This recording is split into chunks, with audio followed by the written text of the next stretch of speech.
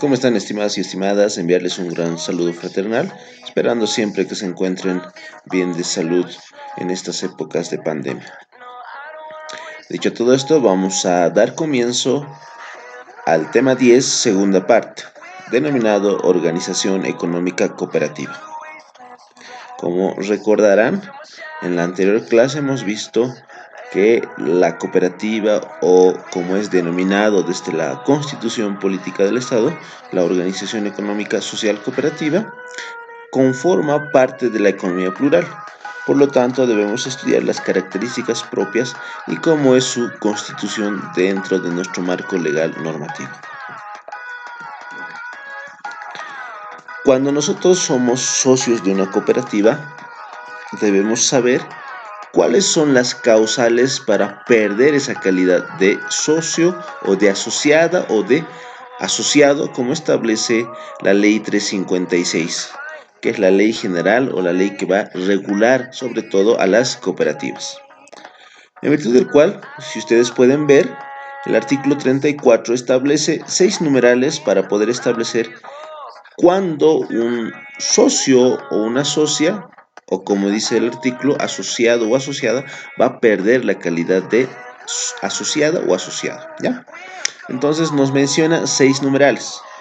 Por renuncia voluntaria, significa que una persona de manera libre y voluntaria va a renunciar, presentará su notita y va a renunciar a esa calidad de asociado o de asociada, ¿no?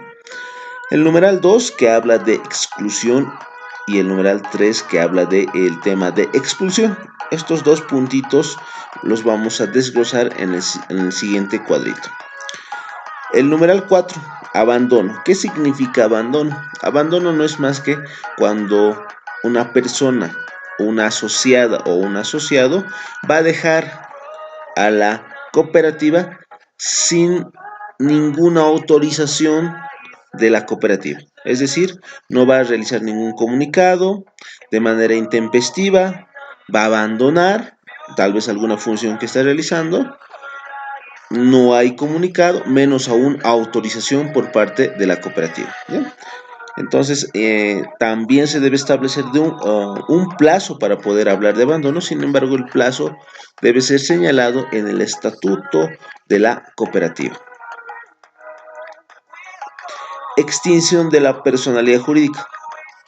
Algunas cooperativas nacen para una finalidad y cuando dicha finalidad haya concluido, entonces se debe extinguir dicha personalidad jurídica. Por lo tanto, cuando la cooperativa pierde o se extingue su personalidad jurídica, todos los que componían la cooperativa, los asociados y las asociadas, van a perder esa calidad. O en su caso, también se pierde dicha calidad de asociada o asociado cuando se produce una muerte, ¿ya? Entonces, deben tenerlo muy en cuenta. Diferencia, decíamos anteriormente que vamos a hablar del tema de la expulsión y la exclusión. Por favor, deben tener muy en cuenta que cuando hablamos de estos dos términos no son sinónimos, son muy diferentes, tienen diferente interpretación, ¿ya? ¿A qué se refiere? Cuando hablamos de expulsión, nos referimos a una separación definitiva del asociado de la cooperativa. Ya no es parte de la cooperativa. ¿Cuáles serán las causales? Debemos establecer en el estatuto y en el reglamento de la cooperativa, que ya es un tema de decisión de la propia cooperativa entre los asociados. En cambio, la expulsión es una suspensión temporal de algunos derechos o de determinados derechos por un determinado tiempo. Pero este tiempo también debe ser determinado por su estatuto o en su caso por el reglamento de la cooperativa, ¿ya? Así también lo va a venir a establecer el Decreto Supremo 1995, que es el decreto reglamentario de la Ley 356. Entonces, a tomarlo muy en cuenta. ¿Se puede heredar cuando un familiar es parte de una cooperativa? Algunos decían, ¿por qué voy a ser parte de una cooperativa si cuando yo voy a fallecer no van a heredar mis hijos la porción o la parte o el valor económico que estoy otorgando a la cooperativa. Entonces no es así. Sí se puede heredar el tema de la situación cuando exista una muerte de un asociado o de una asociada en una cooperativa. Entonces, Perico de los Palotes tendrá sus hijos, entonces sí tienen derecho a poder heredar, siempre y cuando tengan su declaratoria de herederos. ¿Ya? Entonces deben tener muy en cuenta esta parte. En cooperativas se habla de cotas de capital o acciones. Ustedes veían que en las sociedades de responsabilidad limitada o en sociedades anónimas se habla de acciones o en su caso de cuotas de capital.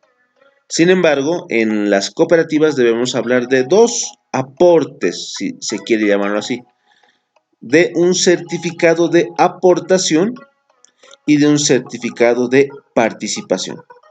Acá está en letras pequeñitas no, dice. ¿A qué se refiere? Que no se habla en cooperativas de capital o acciones. Se habla de certificado de aportación o certificado de participación. Y vamos a ver cuáles serán sus diferencias en los siguientes cuadritos. Certificado de aportación. Vamos a ver cuáles serán sus características de este certificado. ¿Ya? También este certificado es regulado tanto por la Ley 356 como su decreto reglamentario, que es el Decreto Supremo 1995. ¿Qué nos va a establecer este certificado de aportación? Cuando yo o cuando Perico de los Palotes tenga este certificado de aportación, significa lo siguiente. Vamos a dar lectura. Otorga la calidad de socio, dice. Entonces deben tener muy en cuenta que si yo tengo el certificado de aportación, soy socio o, en otras palabras, soy asociado dentro de la cooperativa. Constituye, dice, título de aporte. Significa que va a establecer cuál es el monto del aporte, que puede ser en bienes, que puede ser en dinero, dependiendo de la situación y la capacidad de la persona asociada, ¿ya? Como tercer punto vamos a señalar que siempre debe ser emitido únicamente por la cooperativa. Este certificado de aportación debe ser, como dice en el cuadrito, emitido únicamente por la cooperativa. ¿Ya? Entonces deben tenerlo muy en cuenta.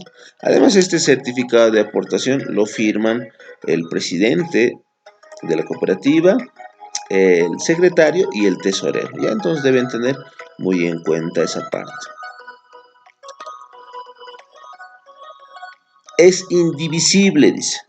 ¿Qué significa que es indivisible? Significa que un certificado de aportación que tiene un costo o un valor de 1.000 bolivianos, el titular de ese certificado de aportación no puede pretender dividir y decir, tengo 2 hijos y los voy a transferir a mis hijos o a terceras personas, los voy a transferir o los voy a dividir 500 y 500 bolivianos. No, es indivisible. Si ha nacido con 1.000 bolivianos, de la misma manera debe estar con ese valor, ¿ya? No podrá ser grabado. ¿Qué significa? Cuando ustedes van a realizarse algún préstamo de algún banco o de alguna persona natural, señalan como garantía vamos a hipotecar su casa, dicen. O sea, algunos piensan que yo soy parte de la cooperativa, entonces voy a grabar este certificado de aportación. Pero por lo tanto, la misma normativa prohíbe que el certificado de aportación sea grabado. Entonces, no pueden utilizar como garantía, ¿ya? Para poder ser anotado preventivamente o cualquier tipo de gravamen en derechos reales, ¿ya? O en cualquier institución dependiendo del bien que se esté hablando, ¿ya? Entonces no va a poder ser grabado, dice. Entonces deben tener muy en cuenta. Es inembargable, dice, por terceros. Cuando alguien no cumple su deuda o algún tipo de obligación pecuniaria, es decir, económica, se puede venir a embargar la casa, los vehículos. Sin embargo, este certificado de aportación, por más de que el monto sea alto, de unos 5.000, 6.000 o 10.000 bolivianos, es inembargable, dice, por terceros, ajenas a la cooperativa. Entonces deben tener muy en cuenta esa parte, ¿ya?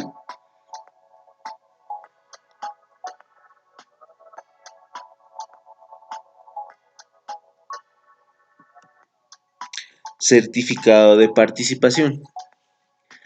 ¿Qué es este certificado de participación? Como dice en el cuadrito, es un documento representativo de deuda, dice. ¿Qué significa? Y algunos confunden cuando hablamos certificado de aportación y certificado de participación. ¿Será lo mismo? Algunos dicen, o incluso algunos confunden, es lo mismo, dicen, no, son diferentes. El certificado de aportación te da la calidad de socio, ¿ya? En cambio, el certificado de participación, este documento, en otras palabras, lo que señala es que demuestra una deuda. Pero ¿quién será el acreedor y quién será el deudor? El acreedor puede ser o bien un socio o una asociada, o en su caso, una tercera persona ajena a la cooperativa. ¿Por qué se da estos certificados de participación? Muchas veces cuando nace la cooperativa tienen un fondo social, tienen un capital social de inicio. Sin embargo, posteriormente para poder seguir funcionando necesitan de dinero para poder funcionar. Por lo tanto, entonces se va a emitir certificados de participación donde les dicen, señores, denme este dinero, yo voy a entregar por ese dinero intereses a ustedes. Es como un préstamo, en otras palabras. Pero este certificado de participación no te da la calidad de asociado o de asociada. Entonces deben tener muy en cuenta, ¿ya? Debe ser emitido en un plazo máximo de 10 años. Entonces deben tener muy en cuenta. Tendrá la calidad de documento ejecutivo. Entonces, cuando no se cumpla con el pago de los intereses, incluso con la devolución del monto otorgado a la cooperativa, entonces se podrá realizar el proceso correspondiente. Y lo que decíamos anteriormente, este certificado de participación de preferencia debe ser otorgado a los socios y en segunda instancia debe ser otorgado a terceras personas ajenas a la cooperativa. Entonces deben tener muy en cuenta esa situación.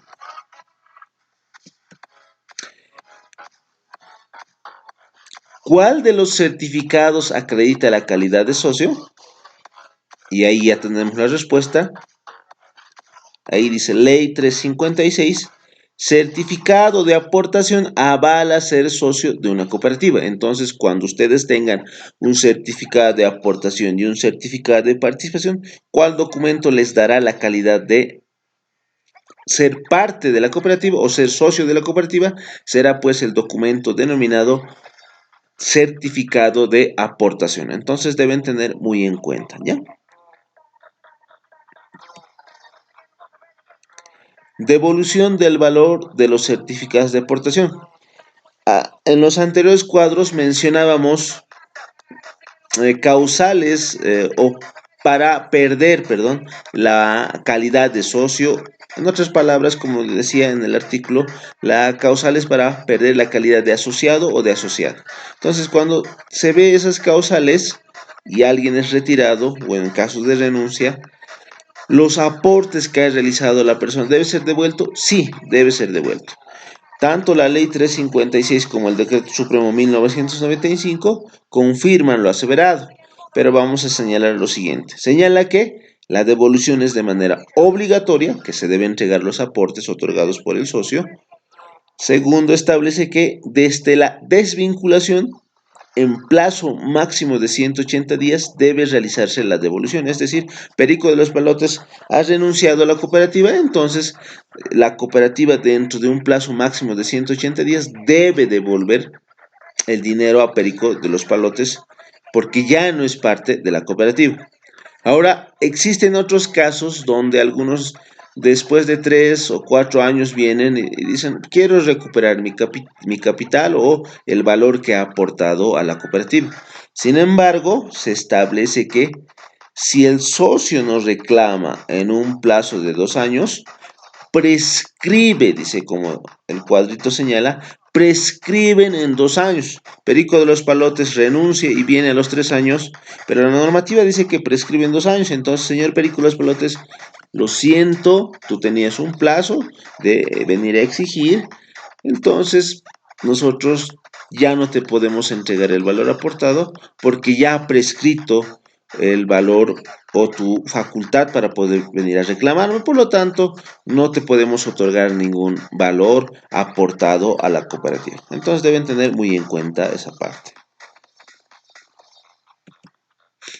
Reserva legal. Si ustedes se acuerdan, en el tema de las empresas privadas se debe conformar una reserva legal. Y yo les decía, es para atender contingencias, pérdidas, cualquier tipo de siniestro. Entonces el artículo 44 de la ley 356 va a venir a refrendar lo referido. ¿Qué significa o qué señala? Artículo 44, reserva legal. La reserva legal se constituye para prevenir riesgos y afrontar las pérdidas dice, siniestros que hubiera. Entonces, en las cooperativas de igual manera debemos conformar una reserva legal. ¿Cuánto será el porcentaje? Debe ser el 10% de los estados financieros anuales, ¿ya? Entonces deben tener muy en cuenta. Pero además de estos estados, además de la reserva legal, se debe conformar fondos de manera obligatoria. Un fondo de educación del 5%, un fondo de previsión social y apoyo a la colectividad, que es del otro 5%, y otros fondos establecidos en el Estatuto Orgánico. Entonces hablamos de 3 fondos. Un fondo de educación, que es del 5%, como decía anteriormente. Este fondo sobre todo va a ser utilizado para conformar seminarios, talleres, cursos, para poder entender lo que es el cooperativismo, cuáles son sus principios, cuáles son los derechos, obligaciones, qué es lo que se tiene que realizar, cuánto debe ser la reserva legal. Para esto se destina este fondo de educación, como su nombre dice, educación, es fomentar el conocimiento de el entendimiento o de lo que es las cooperativas dentro del marco normativo. Entonces, este fondo de educación sobre todo se va a utilizar en los propios socios, ¿ya? Entonces deben tener muy en cuenta. Fondo de previsión social y apoyo a la colectividad, que es del 5%, como decíamos anteriormente, significa que este 5% va a ser otorgado a los socios o socias para bienestar de los mismos socios. Puede ser para cubrir seguros de vida u otros tipos, u otros temas que sean de pertinencia y de apoyo a los socios.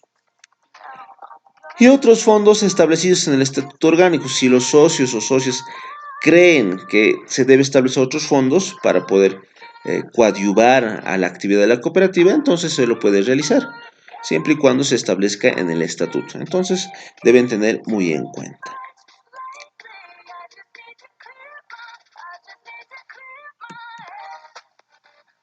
Estructura de la cooperativa. ¿Cómo está conformado una cooperativa? Debe estar compuesto o debe tener una asamblea general. Esta asamblea general a su vez se divide en asamblea general ordinaria y en asamblea general extraordinaria, ¿ya? Debe estar compuesta por un consejo de administración, debe estar compuesto por un consejo de vigilancia y por último debe estar compuesto por un tribunal disciplinario o de honor y comités que establezca el estatuto o asamblea general. Entonces, por favor, esta parte del tribunal disciplinario o de honor deben tener muy en cuenta porque este tribunal es el que va a definir el caso de la expulsión, el caso de la exclusión, todo aquello, pero siempre respetando el debido proceso establecido en nuestra Constitución Política del Estado.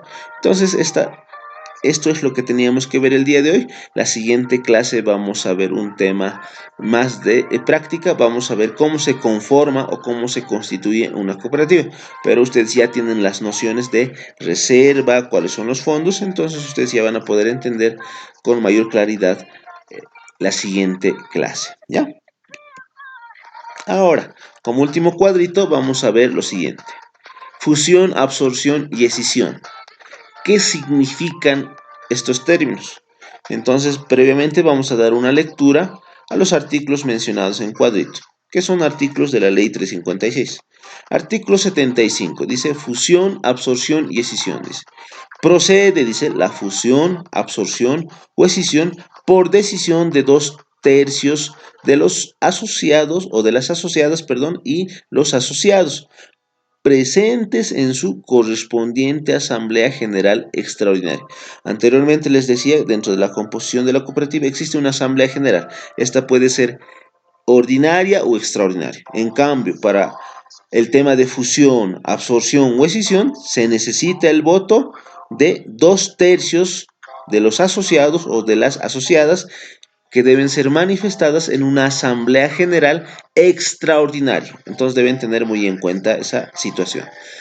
Pero, ¿qué es la fusión? ¿Qué es absorción? ¿Qué es escisión? La fusión procede, dice, cuando dos o más cooperativas se disuelven sin liquidarse para constituir una nueva. Liquidarse, dice. Nosotros hemos visto en tema de empresas privadas cuáles son o qué es liquidación, o qué es, perdón, la disolución, porque aquí habla de dos términos, de disolución y de liquidación. Disolución decíamos que son las causales para poder extinguirse una empresa. En el caso de las cooperativas también son causales para extinción de una cooperativa, ¿ya? Entonces, en estos casos de fusión, todavía no se han liquidado, están en fase de disolución o se han disuelto. Ya existen las causas. Entonces, cuando existe esta causal de disolución, dos o más cooperativas, pueden ser 3, 4, se van a venir a fusionar para poder constituir una nueva cooperativa, ¿ya? Siempre y cuando tengan el voto de los 2/3 de los socios en una asamblea general extraordinaria. Absorción. Procede cuando una cooperativa incorpora otra u otras que se disuelvan sin liquidarse. Es decir, existe una cooperativa que está estable, sin embargo, existe otra cooperativa que tiene causal de disolución o ya está disuelta. Como ya está disuelta, entonces la cooperativa que está estable, entonces va a absorber a la cooperativa que ya está disuelta.